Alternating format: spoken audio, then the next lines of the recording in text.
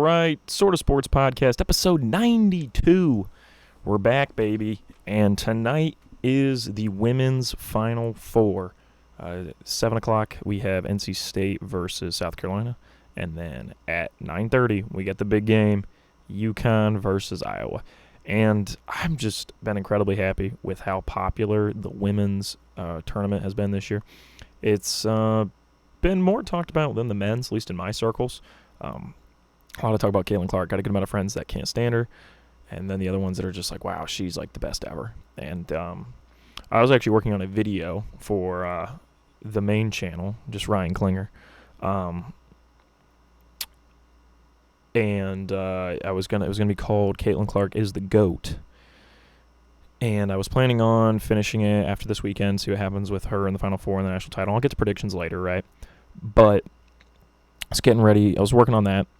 And my college was having an event that had Cheryl Miller come in. So, it was like, oh, that's and like Cynthia Cooper too. So Cheryl Miller and Cynthia Cooper both coming in, along with the director, not the director, the producer of Women of Troy. This producer, let me pull up his name because I met him too. It was pretty cool. Go to the cast and crew of this real quick. I gotta make sure I remember. This guy right here, Branson Wright. He's also produced, working on King of the Block. And then he's worked on that. He's done one 30 for 30. What 30 for 30 episode was it? That was Believeland. Yeah, it's a banger. It's a real banger. Okay, King of the Block. Interesting. Never heard of that. He's working on a new doc about this guy who's going to be, he's the fourth player ever to be in the NFL draft, to be drafted in the NFL, but not play college football. So that'll be really interesting. Be ready to check that one. I forget what it was called, but you're going to hear about that coming out pretty soon. It's going to be an interesting story. But I talked to the producer for a little bit. That was really sweet. I'm getting to talk to him. I probably talked to him a little too long. Like he was like, I got to go. Because it was like, it was like 200 people at this event. They didn't like promote it as much as I thought they would. So there wasn't an insane amount of people there. So after, they showed Women of Troy, then we did a Q&A with Cheryl Miller and Cynthia Cooper. And then, the producer got some questions too, but mostly they were directed to Cheryl Miller and Cynthia Cooper, which makes sense. And afterwards, I got to go up to the producer and I talked to him a little bit about documentary filmmaking and like how that process looks, because I'm not a big documentary guy, unless it's a sports doc. Then I eat it up. Survive in Advance, was watching that earlier today. Absolute banger doc. Reminds me a lot of the current NC State team, am I right, boys? But love a good sports doc. I absolutely eat them up. And that Women of Troy one was a really good one. I thought it was a strong doc, so it's really cool. But what else do I want to say about it? Oh, well, yeah, so I basically, as soon as the event was over, everybody started going up and getting a picture of Cheryl Miller and Cynthia Cooper. And I was like, you know what? I'll go up there and shake their hands. So I shook the hand of Cheryl Miller and Cynthia Cooper and got a picture of both of them. So that's pretty crazy. And I will say my one buddy who knew I was working on this new video was like, did this change your opinion on just saying Caitlin Clark's the GOAT? And I'm like, yeah, it kind of did.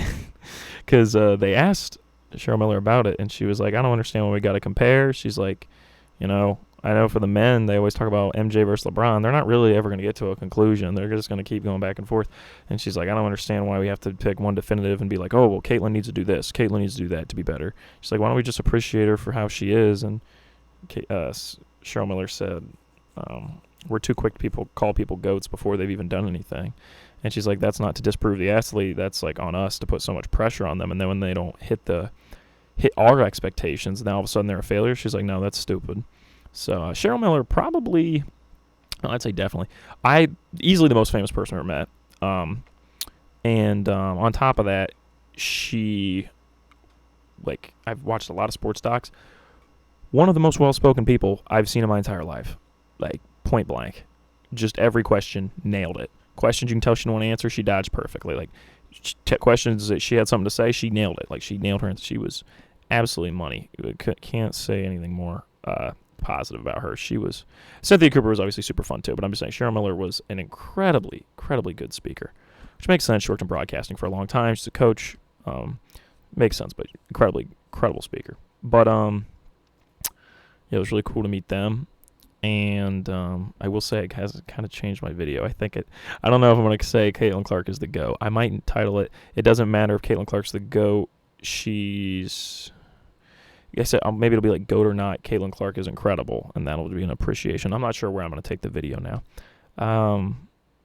But it did kind of make me double take because I'm like, well, Cheryl Miller does have 2 national titles, and she's like 4th or 5th all-time points. Maybe she's 3rd. I'm not sure. But she's up there, so it's like crazy numbers. But it did kind of make me go, well, I don't know. But regardless, I'm also the same guy that thinks Victor Wembanyama is go down as the GOAT because I do think he's got a real chance. He's absolutely insane. He's everything I expected. He's great. And I will say at the beginning of the year I said it would be a disappointment if they didn't make the playoffs. I actually take that back because this Western Conference is pretty strong, and the Spurs team is worse than I thought. Wemby has been everything I've wanted and more. He is immediately an elite defensive player. I've just been absolutely blown away by Victor Wembanyama. So, I'm very proud of Victor. All right.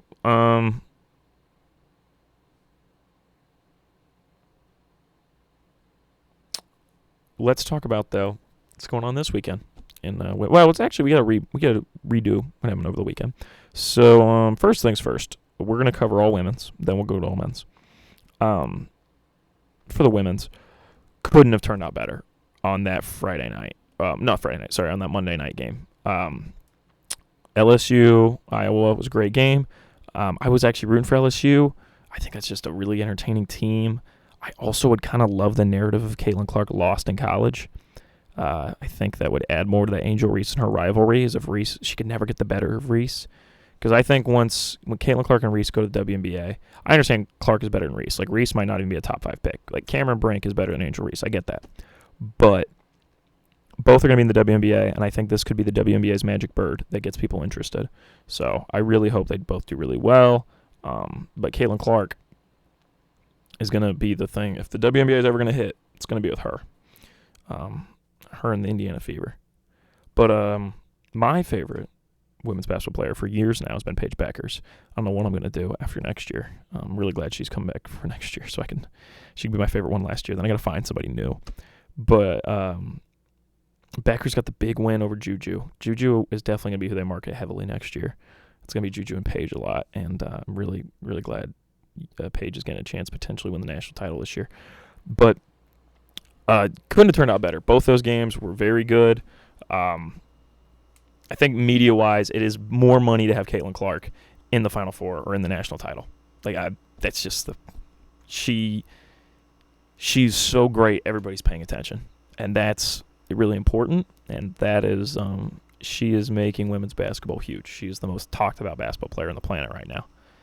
Like, regardless of level or gender, she is the most talked about basketball player on the planet. That's period, point blank. So, yeah. Haley Van Lith is now transferring, which doesn't really surprise me. Haley Van Lith, she's got to have a revenge season next year. She played piss poor in that game. Really, really poor performance from Haley Van Lith. Swajay Johnson, though, absolutely killed it for LSU. So, LSU will be back, I'm sure.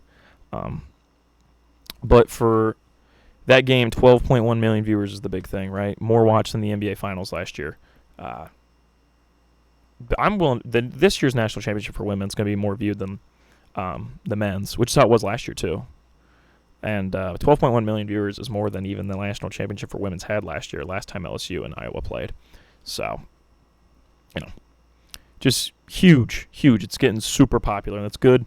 I'm very excited, and I think it couldn't have went any better because I think while Juju versus Clark is interesting, I think the Beckers versus Clark thing is even more interesting. Gino Auriemma, the greatest women's basketball coach of all time, in my opinion.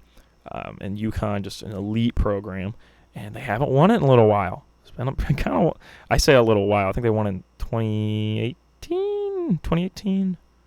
I'm going to check right now. Like, last UConn women's basketball championship.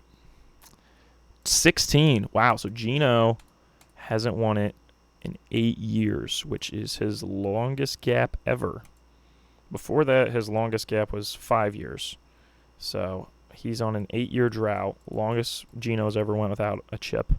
So Gino, come on, buddy, come on. But obviously Iowa's searching for their first with Clark, and I get it. It would be crazy if it was Caitlin Clark versus South Carolina, the most elite team versus the most elite player. That would make a lot of sense. It really would. But I really want to see UConn versus NC State in both the men's and the women's. But I think that, the matchups here couldn't be any better. Caitlin Clark, Paige Beckers is money. That is a perfect follow-up from the LSU game. And a lot of people watched the LSU-Iowa game. It was very smart to put that game on first because people just carried over and watched the UConn-USC game. And people went, oh, that Juju Watkins girl. Now people are going to stay fans. And it's really good the way they've been marketing this. I'm very impressed with what they've done. I will say, little surprised that tonight we're putting on South Carolina, NC State at 7 and Iowa, UConn at 9:30. Bit of an odd choice, not going to lie. But whatever. I would have put it on earlier and then hope people carry over and watch the next. But whatever. It's fine. I feel like 7 o'clock is already late. I guess I don't think about people on like a different time zone. If you're not in the East time zone, let's say you're on like the West and your hour's off, it might making sure they're still like right now in LA they're 3 hours off of us. So you'd rather have a 6:30 time slot. I get it instead of the 4:30 time. I get that. Not 6:30. Yeah, 6:30 because they're playing at 9:30 instead of the 4 o'clock slot. Makes sense. But it's going to be really exciting. Cannot wait for tonight. My picks are, I do think Paige Beckers and UConn get the win. Is that just because I'm a big Paige Beckers fan? Probably. It probably is. I would love to see NC State win tonight for the women's. I don't think it's going to happen. I think South Carolina they are really good. So I'm taking South Carolina, UConn to be the national championship, and that will be Sunday night, and I'm going to take UConn to win. I think that's what's going to happen. I think Beckers and them are going to get the win. I think the winner of this Iowa-UConn game will win the national title. I think South Carolina, I don't think they can get a perfect season. I don't think so. I just see it coming to an end. I would love to see Caitlin Clark not win a national title. I think it'd be really interesting. You guys know I'm a big pro wrestling guy, big narrative guy, right? I think the narrative is so much more interesting if she comes up a game short. That's just so interesting to me. And I think that would be super cool. But I also don't really think it's going to happen. Like, I don't know about that. I do think she is crazy good, right? And it would be, I think, quite the surprise if she lost. And I don't know if that makes sense, but I don't know. I feel like she's just so good right now, and that whole team is rolling. It's going to be really difficult for UConn.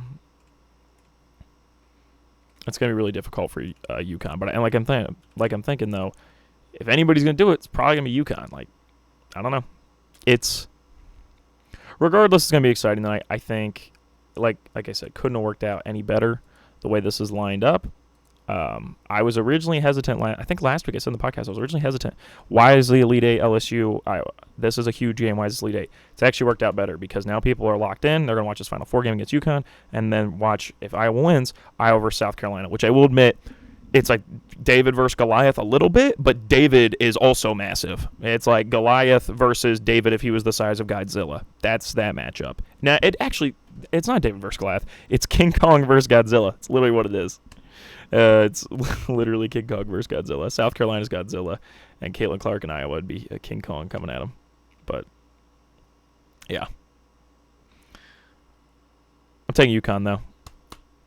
Both my picks for the national championship are still in, which, let's get over the men's. So I took NC State to win the whole thing, and I don't think I'm ever going to be more right than I am right now. Like, I don't think I've ever been more lucky with a March Madness pick than this, because the thing is, I could pick it right again, but I picked an 11 seed to win the national championship. And the fact that the 11 seed made the Final Four is already nuts. And the fact that there's a decent chance they win the national title is insane to me. So I need to kind of cherish this moment because I don't know if I'll ever be more like lucky, and like I don't know if I'll ever be more right on a crazy pick of mine. Like this is a wild pick. I just like DJ Burns. I thought NC State was a fun team. They went on a great run in the ACC, and I love the Survive and Advance docket with Jim Valvano, and so I picked them, and now here they are. And DJ Burns has become a March Madness legend already, and it's like a lot of people are like, "Wait, Ryan, you picked them?" No way. Yeah, I did. And they're like, what? And it was so funny over Easter. My little cousin, he is going to be 13.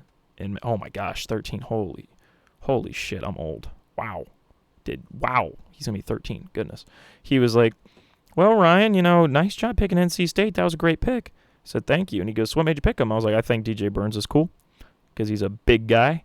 And he laughed and he went, oh, I thought you did like a bunch of research and was like, watched a lot of basketball and that's how you knew.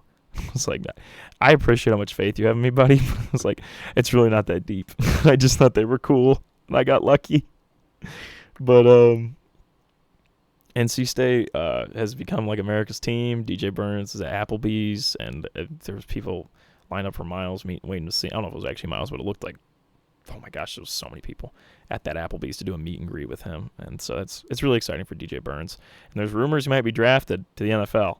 You know who's an organization that likes doing dumb things? My Carolina Panthers.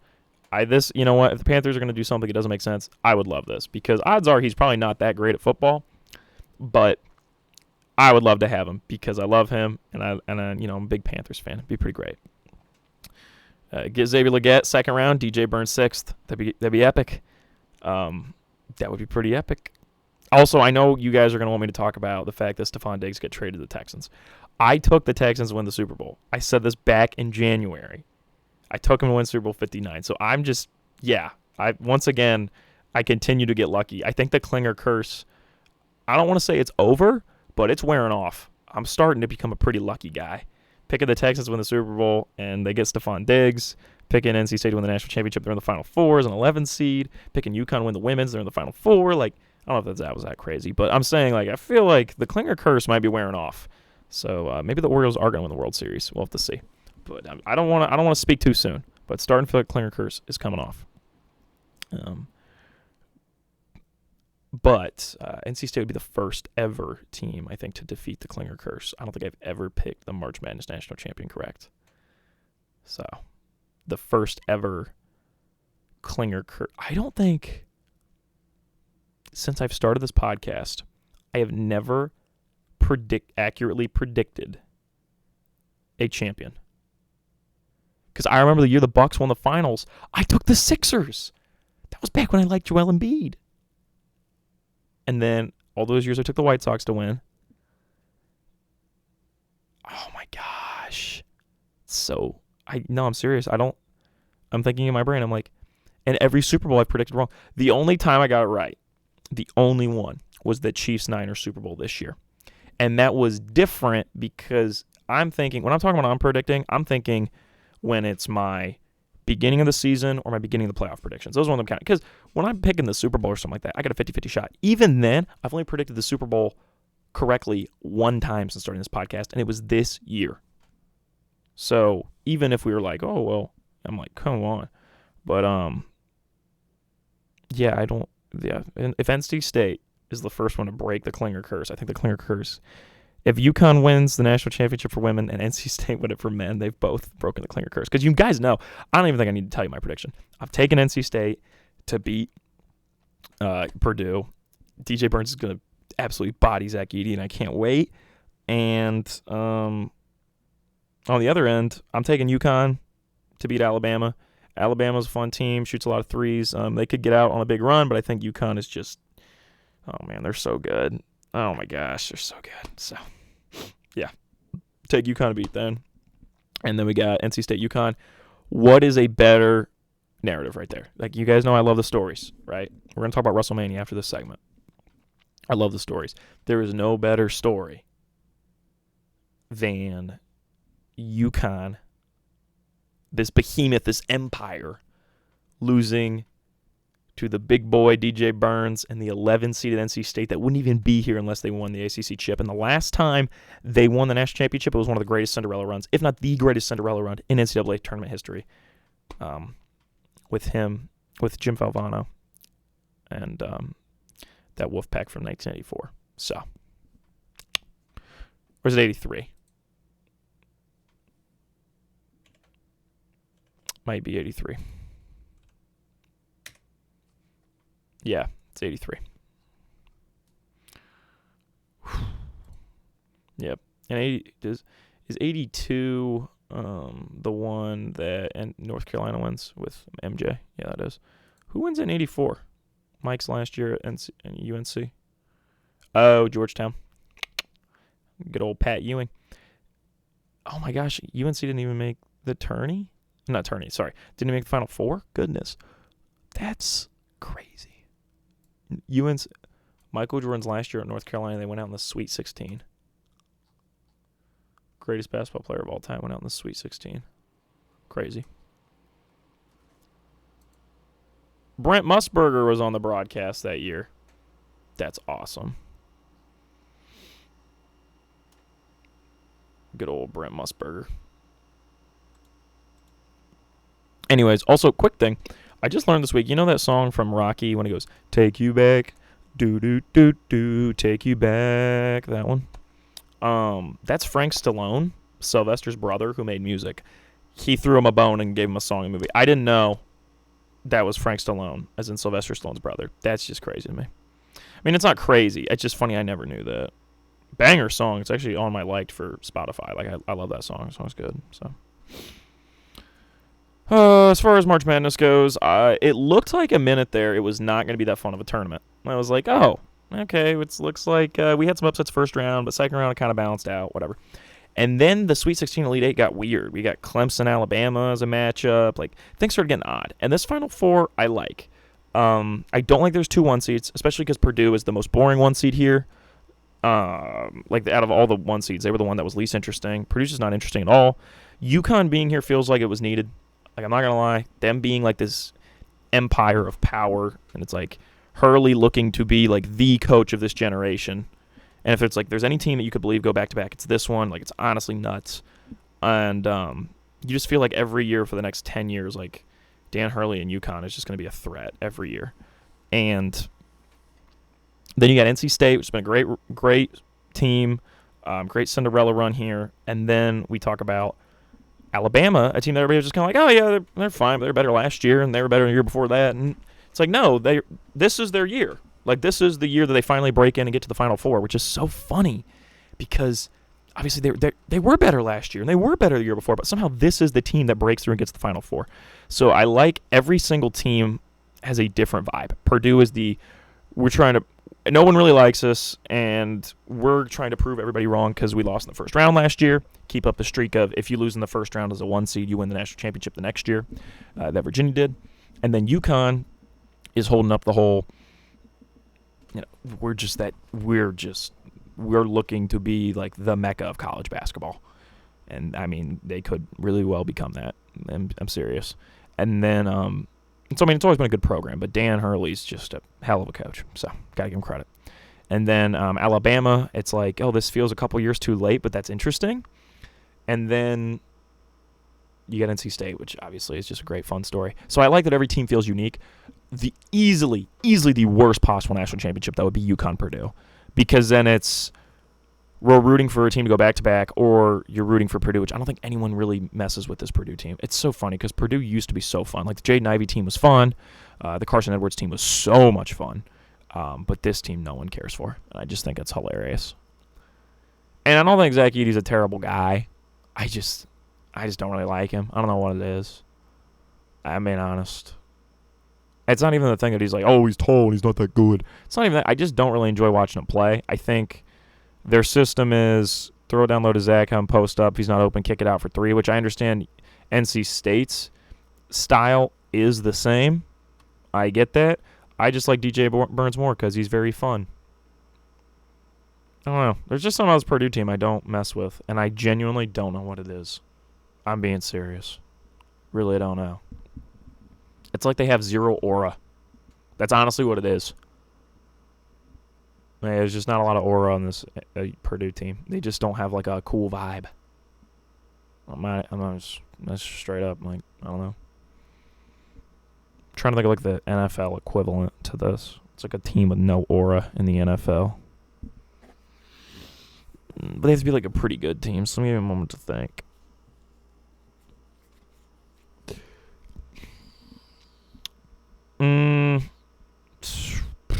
It's like the Jaguars when they made the playoffs. That's what it makes me think of. That Jaguars team like 2 years ago made the playoffs and upset Justin Herbert and them. Like, zero aura team. It was just like, oh, okay. Okay, whatever. That's kind of how I feel. I don't know. Let's talk about WrestleMania 40. This is such a great... We are in, like, prime sports time right now for me because we got women's basketball that is in its best place it's ever been. WNBA draft is going to be a week after. It's an exactly... it's like 9 days. So the women's national championship Sunday... 9 days later, they're getting drafted, which is crazy, but it's going to be fun. So, it's going to be exciting. I'm going to watch WNBA basketball this summer, which is going to be great. So, I'm really excited for that. But, so right now, we're getting men's Final Four, women's Final Four, men's national title, women's national title.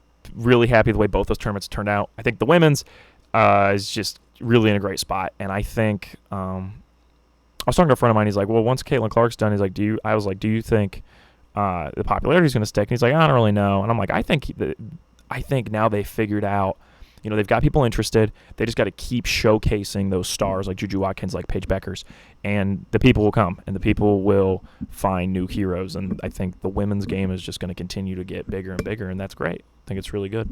I really enjoy it, so I'm very happy. But we got that going on. Then we got WrestleMania this weekend, which is absolutely awesome. And then, like, Stand and Deliver is tomorrow. Trick Williams versus Carmelo Hayes is tomorrow, which is crazy. And then, on top of that, the NFL draft's in 2 weeks. We got UFL football going on, which my Birmingham Stallions are 1-0. Thank you very much. And the NBA is in its last couple games about to move into the playoffs, so we got to get ready to do a playoff pod. And MLB is just starting up. Literally everything I care about is going on. And on top of that, the only time I even slightly pay attention to golf is when the Masters is going on, and that is next week. So I can't lose right now. It is whatever is going on. Like, I can't watch everything, right? My plan for Saturday, honestly, we're being truthful, I'm going to watch the men's games and pop in and out of WrestleMania. For the women's, my plan for my viewing plan, if you're curious, here we go. Tonight, watching women's Final Four. That's all I'm doing. Tomorrow, I will be driving back to college because I got a baseball game I got to broadcast on the radio. So I'll be driving back. So I can only do one stream at once. And I had to choose, obviously, Final Four for men's or WrestleMania. Being as it's night one, I got to do Final Four for men's. When I get back, though, I'll probably be back around like 9:30. I will set up WrestleMania on one, like on my computer, on my desktop, and then on my laptop, I'll have basketball or vice versa, whichever one I decide at the time is more interesting. Then, Sunday, yes, I am going to miss Stand and Deliver. I know. I'm upset, too. Usually WrestleMania weekend is the week after the National Championship, so this is really rough for me. But I also enjoy that there's so much going on. So then there's that. Then Sunday night, Women's National Championship, I'm going to have on one screen. But my bigger screen I'm going to have on WrestleMania Night 2 because my boy Cody Rhodes is going to be finishing the story. And I just can't wait for that. I think this has the chance to go down as the greatest WrestleMania of all time. I do think they're going to do the endgame thing where John Cena is going to come out to deal with Solo Sikoa. Jey Uso is going to come out to deal with Jimmy Uso. And Stone Cold is going to come out to take down The Rock. And it's going to be amazing. And when the glass shatters, I'm going to lose my mind. Cannot wait for WrestleMania 40. As far as the rest of the show goes, I think the Night 2 card is, I think, significantly stronger than Night 1. But I might want to check that because I think Bayley Io Sky, WrestleMania 40 card. Because I do think Io Sky Bayley is Night 1. Okay, so Night 1, It's Rey Mysterio and Dragon Lee versus Santos, Escobar, and Dominic. That'll be fine. Bianca Belair, Naomi, and Jade Cargill versus Damage Control. Oh, man, that's going to be good. Very excited for that one. The 6-pack tag team ladder match for where they're gonna split the belts most likely. That's gonna be good. Where they're gonna split the tag belts, which is needed. So I'm very excited for that. It's funny. I don't really think WWE is the best tag division, but then when they made this tag ladder match, I was like, oh wait, I actually like all of these teams. They do have a tag division. What? Like out of nowhere, they have a tag division. It's just crazy. So we got Jay versus Jimmy Uso. That's gonna be a classic. Like I think they're gonna absolutely kill it. Gunther versus Sami Zayn. Oh man, never mind. This night one card is excellent. Wow. Wowzers. This is a really good night one card. Because they put Becky Rhea on night one. And that match is going to be good. Rhea better retain. She needs to hold it for another year. Have her get taken down by Jade Cargill probably. I think that would be the move. Then we got Dwayne The Rock Johnson, Roman Reigns versus Cody and Seth. Dwayne and Roman definitely winning. We got a night 2. Bobby Lashley, Street Profits versus Final Testament, a 6-man tag team Philadelphia street fight. That'll be fun just because it's a street fight. If it didn't have a street fight stipulation, I can be like, but that'll be good. LA Knight versus AJ Styles, everybody's hating on. It's going to end up being good. I just got a feeling. It's going to be good. Not going to lie. Logan Paul and Randy Orton versus KO in a U.S. triple threat match. I think Logan Paul's probably going to retain there. That's probably the least interesting match on night 2 because then we got Io Sky versus Bayley. That's going to be awesome. Seth Rollins and Drew is going to be epic. And then obviously Roman Reigns versus Cody Rhodes for the undisputed WWE World Heavyweight Championship. Oh my gosh. Roman Reigns versus Cody Rhodes for the undisputed WWE Universal Championship. That is going to be awesome. Yeah. I'm very excited. So it's a big weekend for me because we got WrestleMania 40, which is the most excited I've been for any WrestleMania I can remember since I've become a WWE fan. I think it's just going to be absolutely awesome. And I don't know how they're going to top it in the future. Like, they've just absolutely killed it on this build-up. And The Rock becoming the biggest villain has been awesome. Cody becoming the biggest hero has been awesome. Roman's is going to slowly turn face. Like, I think that's what they're doing with him. And that's eventually going to lead to him versus Rock next year. Like, it's just going to be so magical. I cannot wait. Magical. I can't believe I said it's going to be so magical. But I just can't wait for WrestleMania 40. And I got my favorite sporting event is March Madness, and then after that, Super Bowl. If we put WrestleMania in there, that is probably my holy trinity. I'm being serious. If we count WrestleMania with those, I actually might like WrestleMania. I don't know. I think I like Super Bowl a lot, but those three together is like my holy trinity. So the fact that two of them are happening on the same weekend is a bit much for me, but I'm also going to enjoy it. Like, am I going to miss some matches? Yes. Am I not going to be paying full attention to some games? Yes. But the fact that I'm getting to take them both in at the same time is absolutely insane to me. So that'll be pretty awesome. I can't wait. So, all right. I think that's all I had to say on WrestleMania. Cody's going to finish the story, and that's going to be pretty great. Just cannot wait. Cody deserves it. I've been waiting. Cody's going to be the face of the company, and it's needed. He's got to have a decently long reign. He's got to beat The Rock when they fight. And then, I don't know who you have to take it off of. Maybe Gunther.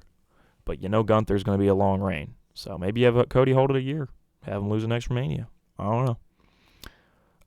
I do think there's a part of me that still believes Triple H is going to turn him heel once he gets that belt. He'll be a face for like 6-8 months. And then he'll turn. Make him Homelander. I do think there's a chance. I'm not going to lie. I don't want to see it. I take it back. I do kind of want to see it. I'm not going to lie to you. I do kind of want to see it. I'm not going to really lie. I kind of want to see heel Cody. But I also really love the work he's doing as a face, and I don't know who would really even fill that spot. Unless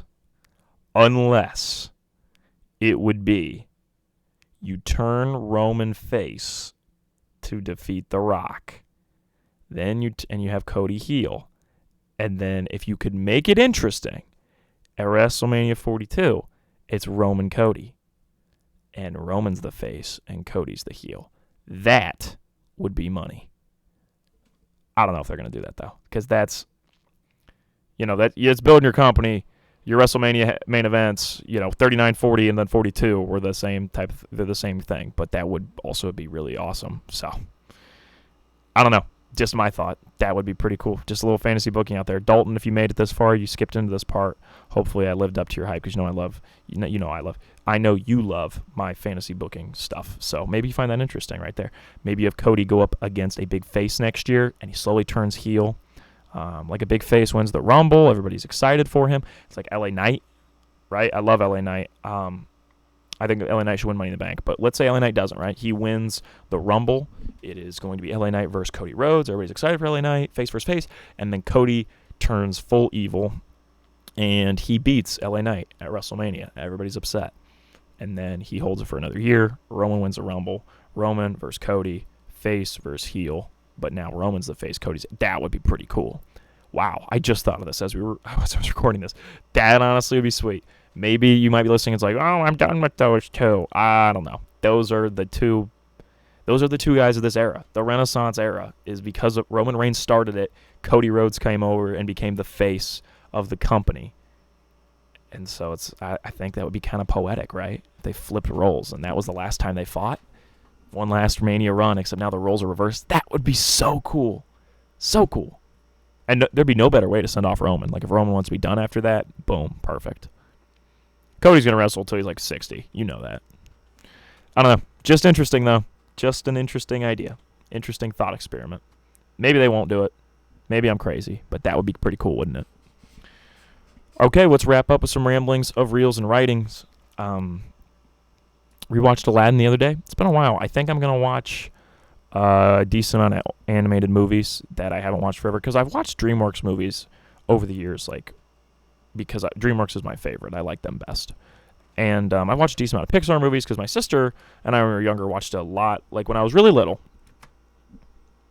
It's really funny. I just got to say this really quick because I've been noticing the last couple episodes of the podcast have become like history lessons in my life. Like, these are slowly becoming my memoirs.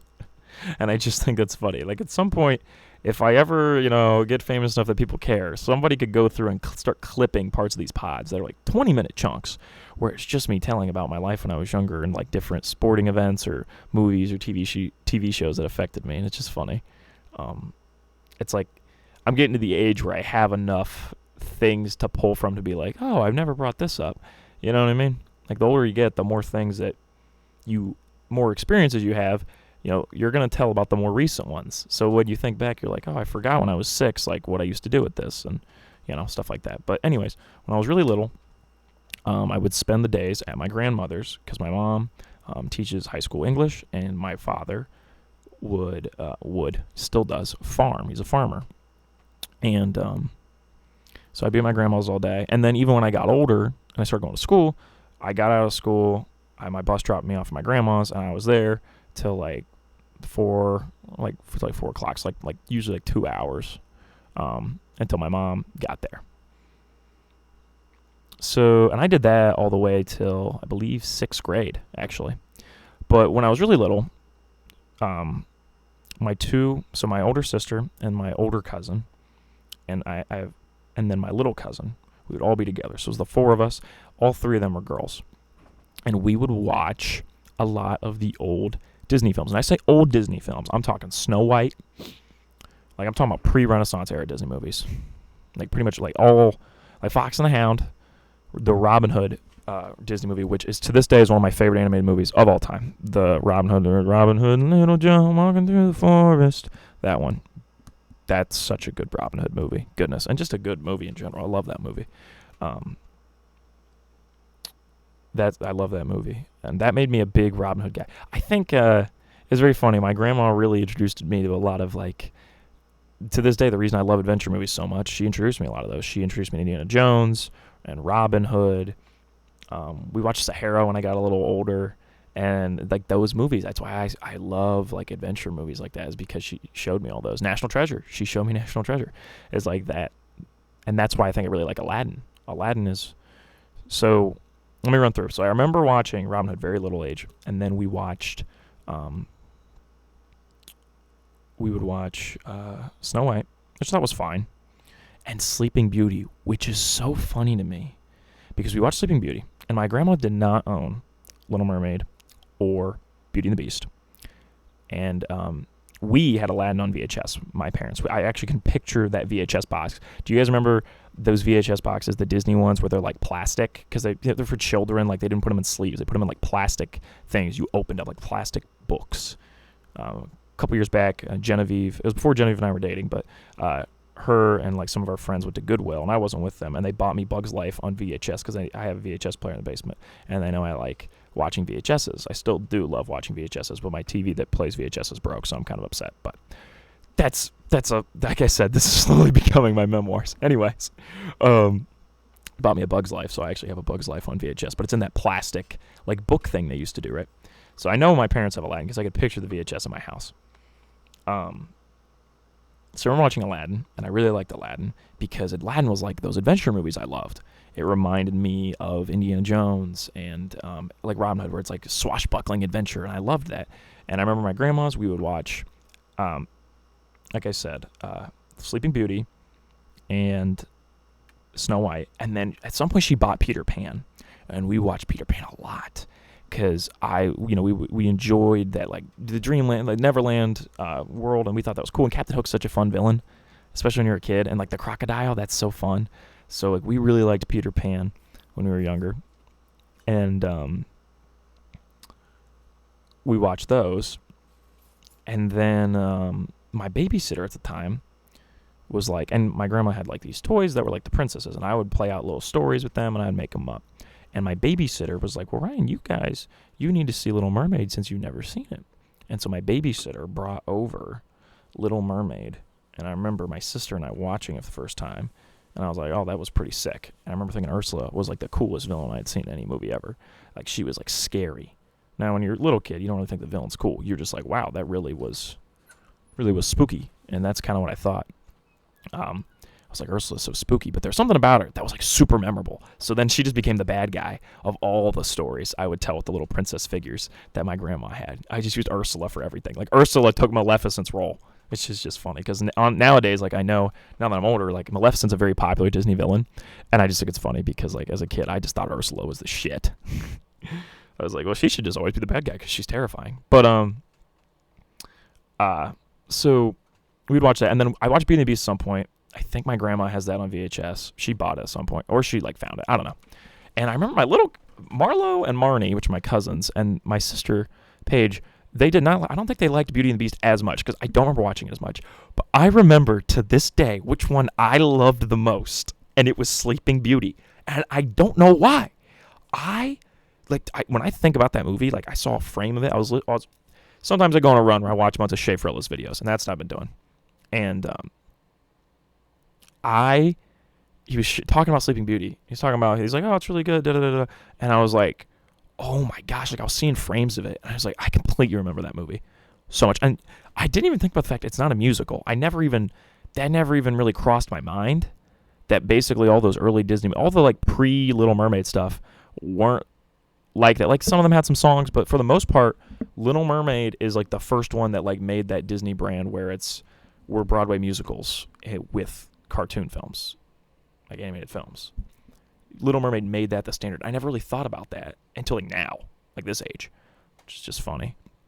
But I remember I loved Sleeping Beauty, so I need to do a Sleeping Beauty rewatch because I need to figure out if I still love Sleeping Beauty. But it was so funny because I remember being like 6 years old and like probably one of my favorite movies when I was like 6 years old was Sleeping Beauty, and I just completely forgot that because my sister and cousins would want to watch a princess movie, and I would always want to watch Sleeping Beauty. I was like, that was always my go-to pick.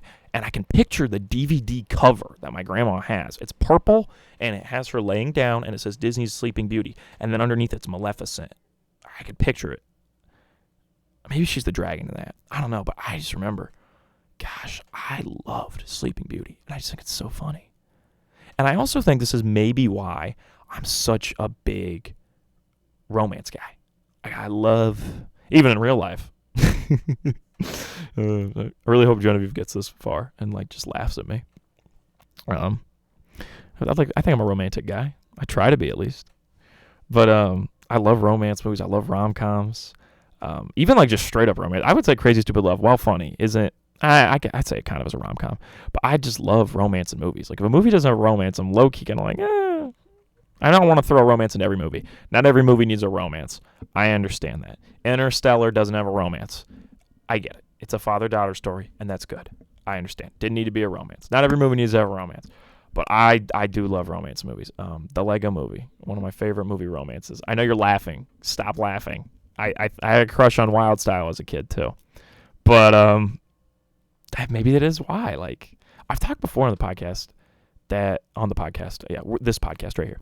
I've talked before that I'm pretty sure Flynn Rider completely influenced my personality because I watched that when I was in kindergarten, because I remember going to kindergarten the weekend after we saw it and talking to kids about the movie. And that was like the first time in my life that I had a movie that other kids had seen and we all talked about how we liked it. It was like the first time in my life there was a movie that like impacted my culture. Does that make sense? Like, I love that feeling of when you come back after seeing a movie and everybody else went and saw it. It's like you all had a collective experience, yet none of you were together. That's like the coolest shit ever. So, and I remember doing that. Tangled. I remember too, it came out Thanksgiving weekend. I don't know why I remember that. I'm literally going to check it right now. But I remember seeing it. I don't remember seeing it on Thanksgiving weekend, but I remember the fact that it did for some reason. I just remember that November 24th, 2010. I knew it. I don't know why. I can picture the commercial saying this Thanksgiving. I don't remember seeing it on Thanksgiving. I don't remember that at all. But I remember it releasing on Thanksgiving. I don't know if I saw it in theaters. I know. I guess I had to have. I had to have seen it in theaters because I talked to my friends about it at school, and they had all seen it. But I remember my grandma bought it on DVD because it was Easter weekend. I remember being at her house for Easter, and I don't know if we got it for Easter or if she bought it, but one of the two. I was so excited on Easter that we got Tangled because I was like, yes, I'm going to get out of school and I'm going to watch Tangled after school. And damn it, I know I did because to this day, people ask me, like, I was playing Fortnite last night with my roommate Evan and my buddy AJ, and we were talking about Disney movies. And I said, what are your 3 favorites, like top 3? And for me, it's Aladdin, Hercules, and Tangled. Which, think about this. This tracks. Aladdin is, like I said, a one adventure film. And then Tangled was like the first time Tangled was also just a banger. Easily, like, I think the best Disney movie they've made in like this modern era we're in. Easily. So good. And we're going to talk about Hercules in a minute, so I'm not gonna talk about Hercules yet. I also remember the first time I had a girl over to my house. I was in kindergarten. It was my friend Kennedy. She came over. I think the only time she's ever been to my house. Like, I still know her, but like, you know, like, I don't know, we're not like tight, right? And I remember she came over to my house in kindergarten, and we hung out, and we played Tangled 2, and I made up the story. I was Flynn, and she was Rapunzel, and I made up a story about Flynn and her and the twins, because I remember thinking the twins were such cool bad guys. And I remember making up a story where the twins, holy shit, I forgot this happened. Oh my gosh, this is crazy. So anyways, this podcast is definitely becoming my memoirs. This is crazy. I didn't mean for this to happen, but it's slowly happening. So yeah, I remember doing that. Oh my gosh, I forgot I did that. What the hell? This is crazy. Okay. So where were we at? Goodness. All right, let's talk about Hercules, because I remember the first time I watched Hercules too. I was at the library, and I remember, not to brag, but I was pretty good at reading, and I was allowed to go in like the big kid book section. Now, when we're talking big kid book section, we're talking about like the Phantom Menace novel adaptation, which for a kindergartner was hype. Getting to read Star Wars books in school, hand it over. So when we had library time, I went over there to the big kids section, and I made sure I checked out Phantom Menace, a novel adaptation, which was excellent for what it's worth. I can actually still picture the cover. And I remember I was talking to a librarian. This is a little kid, and she goes back to the back closet. And I was just talking, kind of like the movie producer. I really haven't changed, because I just kept talking to her, even though I probably should have let her go, just like the movie producer I met the other day. And I walked in the closet where she's like the storage closet where they had all the movies that the library had at the elementary school. And there was Hercules on there in a VHS set. And I was like, oh, what's this? And she's like, oh, that's the movie Hercules. You've never seen it. And I was like, no, I've never seen it. So she loaned it because my mom's a school teacher. So it was like, she teaches at the high school because I went to a very small school. And so she knew my mom. And this woman also went to our church. So like she knew my family. And so she was like, well, here, Ryan, you can just borrow this. Just make sure you bring it back. And I remember bringing it home, and my sister and I watched it, and we absolutely loved it. I think we watched it like 3 times in like the span of like, I think we watched it that night, and then we watched it over the weekend. Maybe we only watched it twice, but I remember watching it more than once. And then I eventually gave it like back like after the weekend, and I was just like, oh my gosh, what an incredible movie. Because once again, it's like that adventurous romp, and the music is so good in Hercules. Oh my goodness, the music. I don't even need to tell you that. The song that his girl sings, I Won't Say I'm in Love. It's just a classic. Instant classic. When it's like, who you think you got it? He's the earth and heaven to you. And then when she does her part, it's like, no chance, no way, I won't say it, no, it's too. That's, oh my gosh. Too cliche, I won't say I'm in love. That's so good. Oh my gosh. I'm actually going to listen to it after we're done here. I'm not even fooling around. I'm not fooling around at all. So then at some point, now keep in mind, this is all, so to give you the timeline, right now, we've ran through, when I was really little, I was really into Sleeping Beauty. Then, at some point, I was introduced to Aladdin, and I absolutely loved it. And also, it goes without saying, the genie is an incredible character. And it was my first movie I ever watched with Robin Williams in it, and he just blew me away. Obviously, I didn't think, oh, that's Robin Williams' voice, because that's not what you think when you're a kid. I mean, I had to be explained to me when I was younger that when somebody told me Han Solo and Indiana Jones were the same guy, I was like, wait a minute, you're telling me my favorite character is actually, my 2 favorite characters, one character, and they were like, no, it's an actor. Like, that was the first time I learned of what an actor was, because when I was a little kid, some of my favorite movies were Star Wars and Indiana Jones, and my 2 favorite characters were Han Solo and Indiana Jones, and they had explained to me that it was an actor, and that's probably, to this day, Harrison Ford I consider one of my favorite actors. If people like straight up ask me who's your favorite actor, I just say Harrison Ford. Anymore, it might really actually be Matthew McConaughey or Ryan Gosling, or even Brad Pitt maybe. Or Michael B. Jordan, or Will Smith, like those guys. In middle school, I started saying Will Smith. And then nowadays, it's like I haven't seen a Will Smith project that I've cared about in a long time. Maybe I need to watch King Richard, I don't know. But, as far as him being Aladdin, as far as him being Genie, that was the best choice in my opinion. It's so weird to me that Guy Ritchie made that. Maybe that was the way you got to make The Gentleman. My opinion on live-action remakes, Genevieve really enjoys them. I don't really like them that much. I think it's a waste of time. I'd rather have them make live-action movies like Pirates of the Caribbean.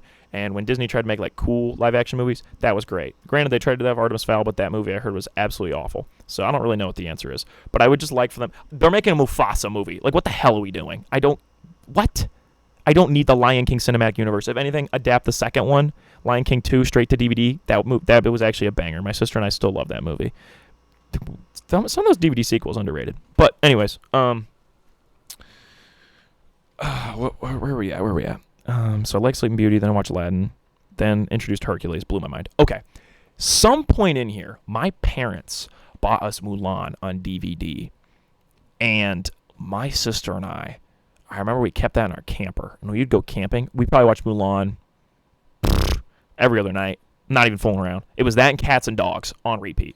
When my sister went to bed, though, sometimes I'd put on the Mario Brothers Super Show, and I got my fix of that, which, to this day, love that show. Goodness. Peak nostalgia for me. But we watched Mulan so much. I think my sister probably still considers Mulan her favorite Disney movie. We watched Mulan so much. And at some point, my parents bought, or my grandma gave us Pocahontas on VHS, and my sister and I enjoyed Pocahontas. I haven't seen Pocahontas, though, in probably 10, maybe longer than that. I don't know. It's been a long time. I remember at some point watching Home on the Range because we were at a campground in South Dakota because we went on vacation in South Dakota one time. And they had Home on the Range as, like, you could rent it from, like, their, like, campground lodge, like the office, essentially. And we rented it. And I remember thinking it was pretty good. But I was also, like, 10. And I barely remember it. So, Moral of the story is I watched a lot more DreamWorks movies because I remember at a very young age watching the Shrek movies, and I remember as I got older I watched Megamind, and we watched a lot of Pixar. My mom really liked the Pixar movies. My mom, kind of an elite Disney hater, not gonna lie. Also, at some point I got introduced to Lion King. I don't know where, but I'd seen Lion King like 40 times. Like, I watched Lion King a lot when I was younger, but I don't remember loving it. It's so weird. Like, I remember watching Lion King, enjoying it. I think my sister really likes it. It's got to be her. Because I don't, like, I could, I know the Lion King. Like, you put that thing on, I know what's going on. Like, I remember Lion King. But I don't remember it being my favorite at any point. So I just think it's funny. At some point in there when I was younger, to continue the story of me and my cousins, at some point we discovered the Ice Age movies, and that became what we watched all the time. Which I didn't know those movies made so much money. Those movies were making like $600 to like $800 million. I didn't realize they were that big of hits. I thought it was just like us that really liked them.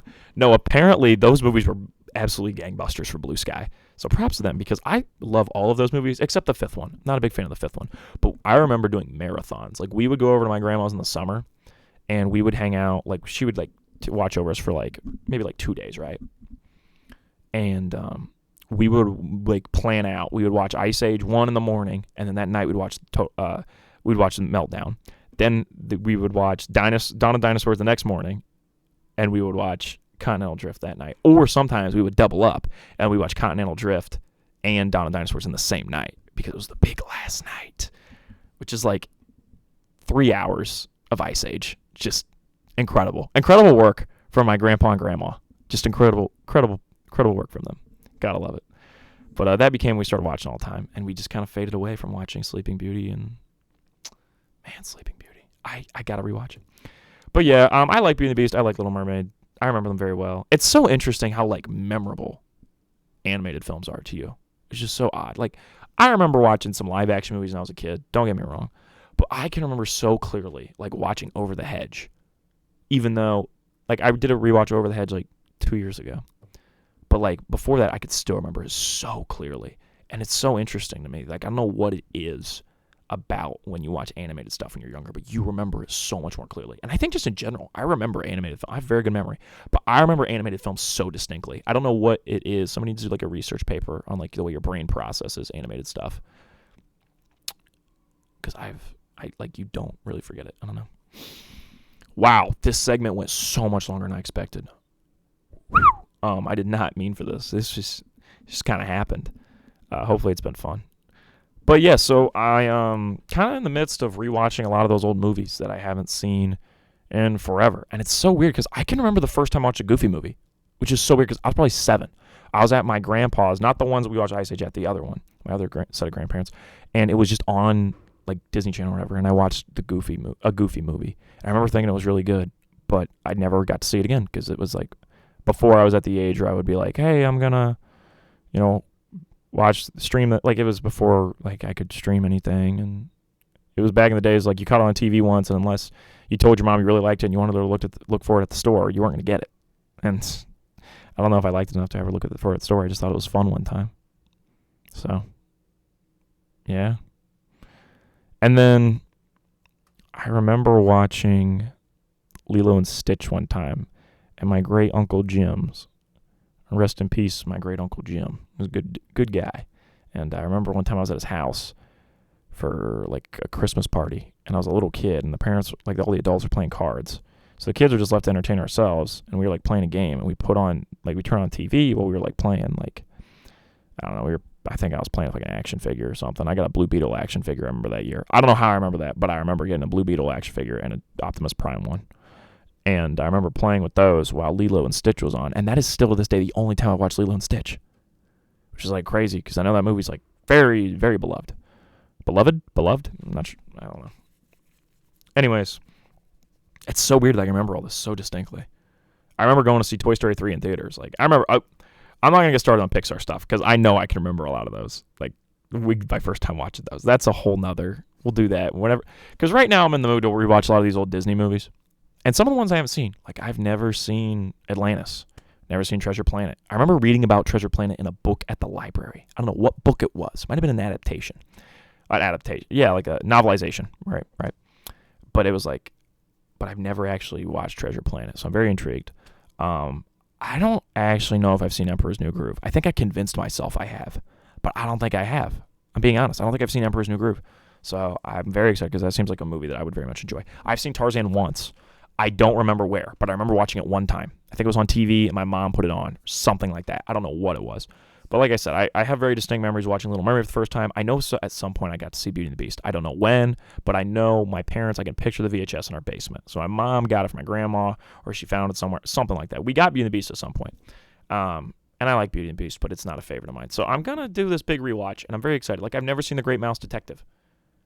Never seen Great Mouse Detective. Seen Lady and the Tramp 1,000 times. I remember my grandma put on like my sister really liked Lady and the Tramp, so we watched that one a lot when I was younger. And we watched Oliver and Company a lot. And when you're a kid, you don't realize that the straight to DVD sequels are any different than the theatricals. So we watched the one about Lady and the Tramp's son a lot too. We liked that one. 101 Dalmatians, we watched a ton. Even the live action one. I remember having the live action one on VHS. I think it's still in my basement. So yeah, I'm very excited to do a big rewatch. Am I gonna rank them all? Maybe I'll do a podcast episode, or maybe I'll even make a YouTube video. Maybe I'll step my game up. But who knows what I'm gonna do? But I'm kind of doing a big rewatch because I just feel like I want to refresh my opinions. I gotta make sure when I tell people I love, Hercules, that it really is my favorite. What if I secretly, absolutely love Meet the Robinsons, a movie that I remember watching on Disney Channel that last 40 minutes of one time and thinking it looked weird? What if I secretly love Meet the Robinsons? What if, I rewatch Tank? Okay, no, there's no way I rewatch Tangled and don't like it as much. Like, that's not a chance. There's certain movies here that I know I love, and it's Hercules, Aladdin, Tangled. Like, I know I love those movies. I am not Robin Hood. Like, I know I'm still going to enjoy those. It's the Sleeping Beauty where it's like, how much do I like you? Like, do I think you're pretty cool, or am I going to rewatch Sleeping Beauty and be like, holy shit, no wonder I loved this. Like, I'm very curious to see how this is going to turn out. It's not super regimented, though, because this whole time you've been staring at an image of a non-Disney movie, and that is The Prince of Egypt. A movie that I had never seen, which is crazy because grew up in a Christian household, am a Christian guy, go to church, never seen The Prince of Egypt. Huge DreamWorks guy. DreamWorks is my favorite out of the animated studios. Love DreamWorks. Seen so many DreamWorks movies. It's absolutely insane. And I've never seen The Prince of Egypt, one of their earliest works. And I don't even know if my mom knows this movie exists. So, Mom, if you've made it this far, don't listen to this part because I'm going to probably buy you this on Blu-ray. And you're going to be like, why are you buying me a 1998 DreamWorks animated film that's main target is children? I'm going to be like, look, it's an absolute classic. If you listen to that, now you know that I'm probably going to buy you this at some point because this is incredible. They tell the story of Moses completely, like, I will say, it's been a while since I've read Exodus, but it feels completely accurate. And Val Kilmer voices Moses, and Ramses voiced by Ralph Fiennes. Oh my goodness, DreamWorks always cooking with they always nail the celebrity voice cast, so they nailed it here, right? Then Jeff Goldblum just randomly pops up and his money. Patrick Stewart is in it for like 10 minutes, absolutely money. I'm sure there's other people I'm forgetting about that killed it in this movie, but I was blown away. It is very rare. I feel like you find a very, very good, like, piece of, like, I don't know, like biblical media. I think it's kind of rare, right? I think, like, VeggieTales is really good, right? And the one the Ewees, the U's, I forget the little sheep, right? Is it you? It's EWE. I don't know. Those were good, right? When I was younger. But, like, it's rare to find something that's, like, mature without trying to be overly mature. Like, this is a super rare movie, and it just kind of nails it on every aspect. And the music is incredible. I'm like, this is DreamWorks' Lion King. I didn't know they had this movie in them. I'm being honest. I love DreamWorks, but, like, when I think of something that's like a great DreamWorks movie, I'm thinking like Shrek 2 or Megamind, where it's incredible, but it's obviously got its great goofy moments, very fun, energetic movie.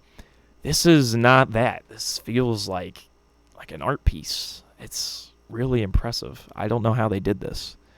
Road to El Dorado is a similar style to this visually, but it's still that fun, still got that fun energy. And I haven't seen Sinbad. I'm willing to bet Sinbad doesn't feel like this. So I was completely enthralled by Prince of Egypt. And it's going to be really hard when I do my end of the year rankings where I'm going to put this because I like Aladdin more than this movie. because Aladdin I just have a special tie to, but I'm like, Prince of Egypt might, it's definitely, it might, like, it's like, it feels like a work of art. Like, I'm going to feel wrong putting it below Aladdin, so I don't know what I'm going to do. For once, this is like one of the only times I've had like a real struggle in my mind, like what I'm going to do ranking. But I mean, granted, I have 8 months to figure it out, so I should be okay. But Prince of Egypt is absolutely incredible. If you haven't seen it, get on Peacock right now and watch it. And after you're done, make sure you watch the TED Show. But it was absolutely wonderful. I can't praise it anymore. It was honestly just amazing. So, yeah, I feel like it's the forgotten DreamWorks movie, because I went to lunch and I was like, hey, have any of you seen The Prince of Egypt? And they're like, no. What is that? I'm like, everybody knows DreamWorks, but it was Shrek that made him take off. This one just flew under the radar. It's like, that's pretty insane to me that this flew under the radar, because it's honestly incredible. Like, I was like, oh my goodness, this is good. Wow, this is so good. Oh my gosh. So, yeah, make sure you check out Prince of Egypt. Okay, I think that's it from me. I had a lot to say, apparently, about me doing my animated movies rewatch. I'm very excited about some of these movies. Like, I think Atlantis and Emperor's New Groove and Treasure Planet all got a chance to really click with me. Maybe I'm secretly going to love Lilo and Stitch. Great Mouse Detective looks pretty cool. Never seen Great Mouse Detective. Pretty excited. Yeah, so it's going to be fun. I don't know how long it's going to take me. I don't even know if I'll do them all, but maybe I will. And if I do them all, then I'll do a big ranking video. I've never seen Encanto. I remember when it came out, and I was like, I'm not that interested. But all I hear is good things, so maybe I'll have to watch it. I gotta admit, I don't really like Moana as much as most people, so I don't know if I'll even rewatch Moana. I don't think my opinion has probably changed.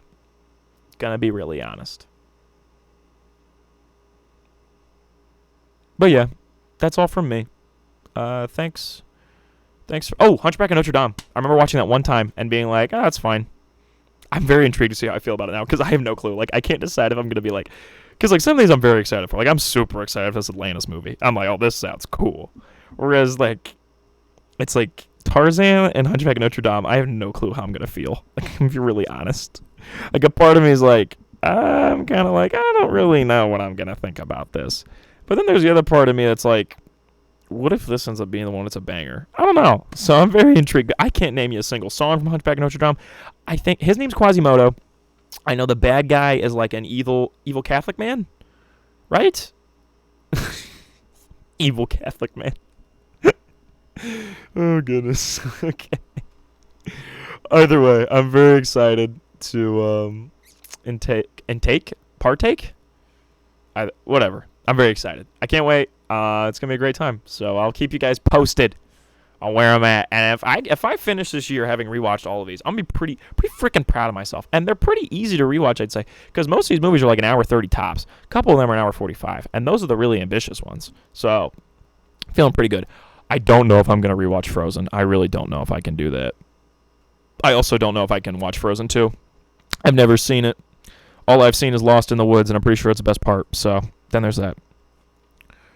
All right, that's it. That's it from me. Make sure you watch Prince of Egypt. Aladdin's a banger. I've been listening to A Whole New World on Spotify. Don't tell anybody. I feel like a weirdo. Okay, bye-bye. Oh, wait, make sure you enjoy basketball and WrestleMania. This is a great weekend for sports. And make sure you watch the women's games, because they're really good right now. Like, it's awesome.